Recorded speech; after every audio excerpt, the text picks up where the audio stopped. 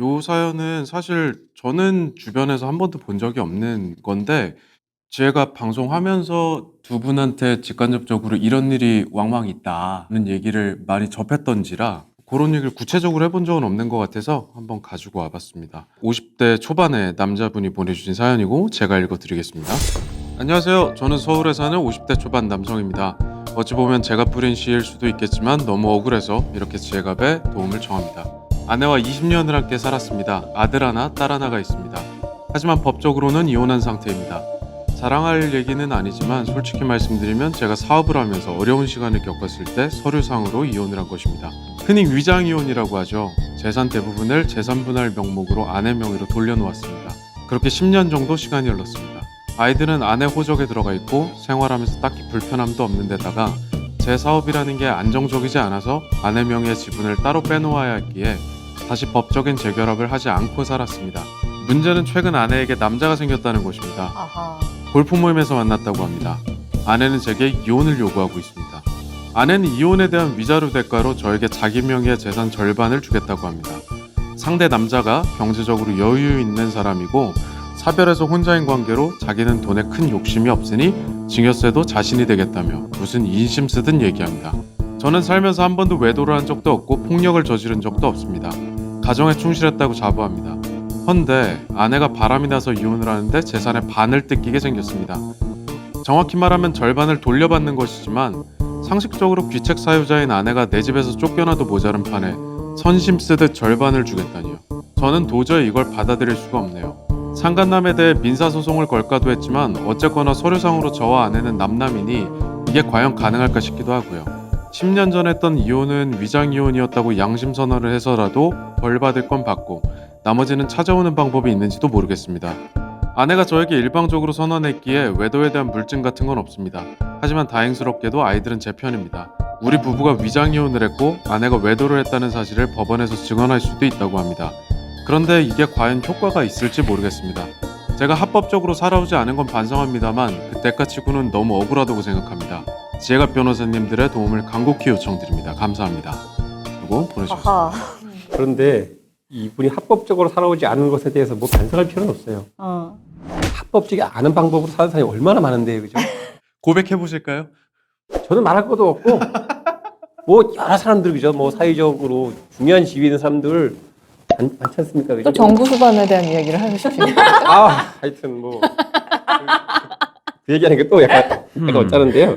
그러니까 정말 마음 같아선 상간남 소송이라도 하고 싶다고 하는데 그거 안 되죠. 이혼 상태라서. 되죠.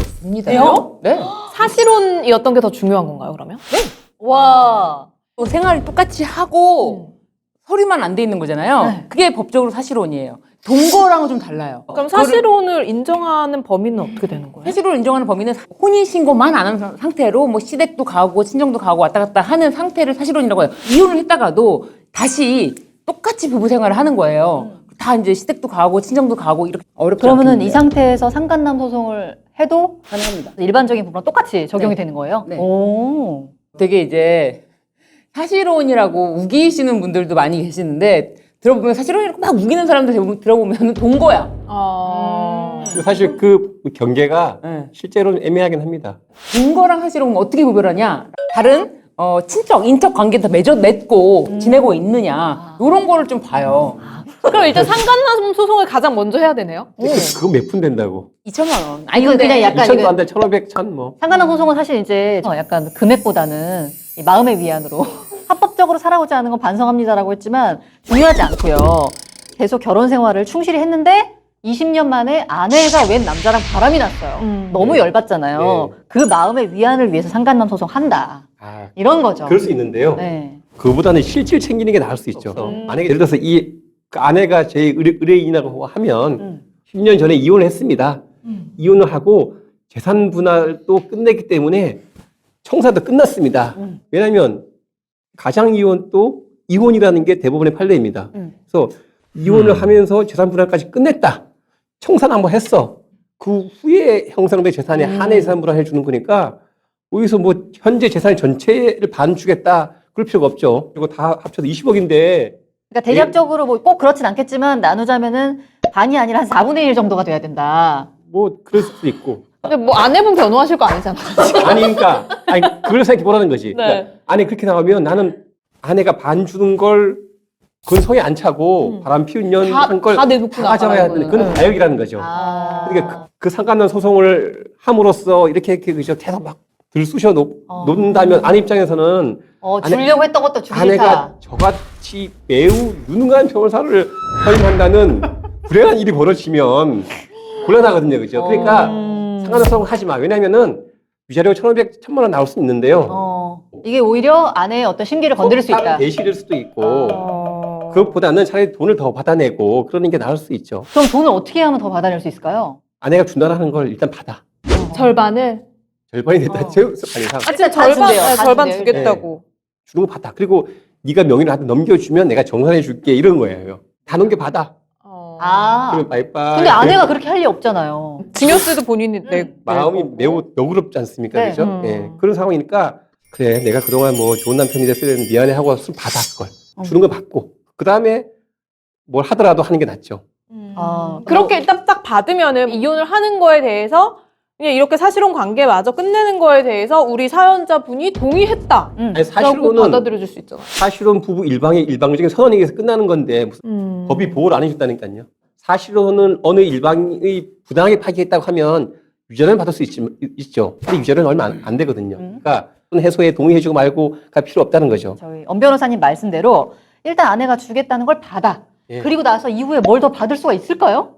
애들은 뭐 아빠 편이라고 하니까 애들이랑 살아야 되니까 명의를 넘겨주면 내가 돈으로 정산해 줄게. 아, 그렇게 안 하실 것 같은데. 에이, 지금은 좋은 남자 만나가지고 이미 눈 돌아갔잖아요.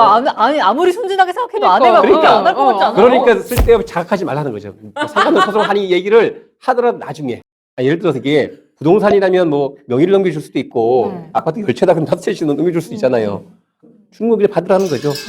받고 나서 조질지 말지 다른 거 더 먹을 게 뜯어먹을 게 없는지 보고 그때 가서 이제 하면 그때 되고 가서 소송을 해라. 처음부터. 그리고 아. 어차피 소송을 한다면 오케이. 반밖에 못 먹는데 네. 근데 지금 이렇게 하시면 절반 플러스 알파가 될 수 있다라는 거잖아요. 그럴 수 있지만 지금 이렇게 막 우기면 절반도 못 받을 수도 있고 힘들게 받아내야 될 수 있으니까. 그러니까 일단 반 띄워주겠다는 거를 받으시고 받고. 이후에 뭔가를 찾기 위해서 그 후에 소송 가능하다. 그쵸. 아내가 이렇게 해가지고 뭐 바람 난 건 잘한 게 아니지만 어쨌든 위장 이혼해서 쭉 20년 살다가 남자가 생겨서 이혼하자 오케이. 근데 절반 그냥 떼서 반반 나눠 갖자. 나 되게 합리적인 것 같은데? 남편 열심히 사업하고 그러고 있는 사이에 자기는 골프 치고 다니면서 다른 남자랑 바람났으면 자기 갖고 있는 거 다 내놓고 몸만 나가야죠. 아 진짜? 어디 자기가 아니. 자기 명의라고 해서 반을 떼주네 만에 20년 진짜. 살았는데? 그래도 저는 손 아나운서한테 한 표를 주겠습니다.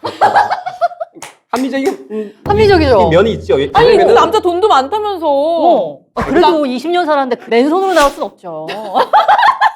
이 사연자 부부는 맞지 않아?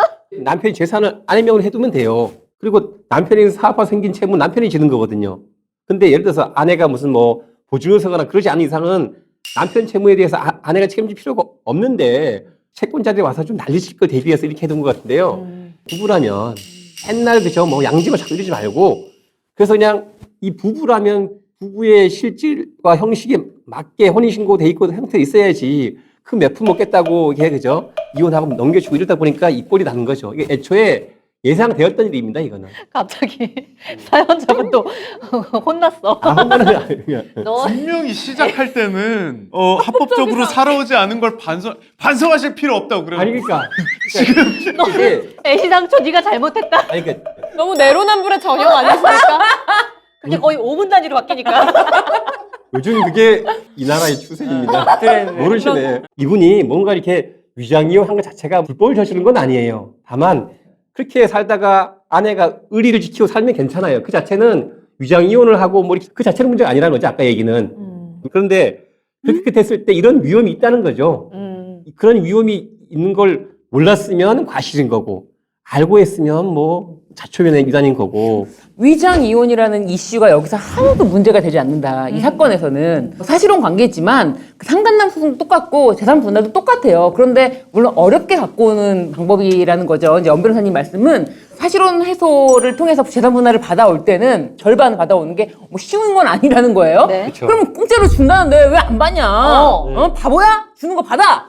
그 말씀입니다. 그래서 우리 사연자님이 지금 사실은 고민할 이유가 없이 절반을 일단 받는 거는 매우 현명하다. 왜냐하면 보세요. 이 위장 이혼 안 했다고 쳐도 20년 살았어 아내가 절반 달라고 해. 그럼 소송하면 절반씩 나눠 갖게 된단 말이에요. 이런 복잡한 과정 없이 절반을 준다고 하는데 뭘 지금 어쩌고저쩌고야. 일단 받아야지. 그리고 제 말이요. 네, 일단 받아. 일단 받아. 그거 뭐 일치되는 의견인데, 그죠? 20년 같이 살고 이제 이혼하는데 반 괜찮지 않아요? 그거 맞아요. 그죠? 반 괜찮잖아요. 그렇죠. 그거 맞아요. 그건 합리적인 건 맞죠. 그래서 이거를 물론 아내가 바람난 거에 대한 굉장히 이제 깊은 빡침이 있으시겠지만 이렇게 생각하지 마시고 그냥 20년 살다가 이혼하게 됐다. 절반씩. 만약에 이 상황에서 아내가 혼인신고 되어 있다면 남자가 생겨서 이혼한다고 할 때 일찍 배우자라는 이유로 이혼이 안 되거나 어려울 수 있죠. 만약에 이제 엄 변호사님 말씀대로 일단 준다고 해서 받았어요. 근데 이후에 이 사연자분이 소송을 걸었어. 어떤 소송? 더 재산을 더 받아오려고 네, 뭐. 네. 그런데 아내 측에서 이미 우리는 정산 끝냈다. 이거는 좀 효력이 있나요? 그쵸, 그건 뭐. 그럼 절반 받아. 아니, 그러니까, 절반 플러스 알바가 아니잖아요. 플러스 알파 없네 그럼. 아니, 그러니까 처음이랑 말이 다르잖아요, 변호사님. 아까 말하셨잖아요. 저는 오류가 있을 수 없다. 이래가지고 시공자 아파트를 내가 넘겨받고 5억을 달라고 하면은 일단 받아. 네. 받고 나서 가만히 있는 거죠. 그렇게 한 게 좋지. 미리 막 상간남 한다고 해봤자 그거 몇 푼 되지도 않는데 소탐 되실 수 있으니까 그건 조금 늦게. 그리고 아내가 나를 쉽게 버린 것에 대한 분노는 그건 본인이 자초한 측면이 있잖아요. 혼인신고를 했으면 이렇게 쉽게 이탈을 못 하는데 이혼했으니까. 그에 대해 책임은 일부 져라. 그쵸. 그걸 뭐 책임이라고 해야 될지 모르겠지만 어쨌든 그 엎어진 그쵸. 감당을 해라 니가. 그리고 만약에 정말 그냥 절반을 일단 돈을 받고 끝냈는데 너무 억울하고 깊은 빡침이 남아있다. 그럼 그때 상간남 소송하면 되잖아요. 그죠?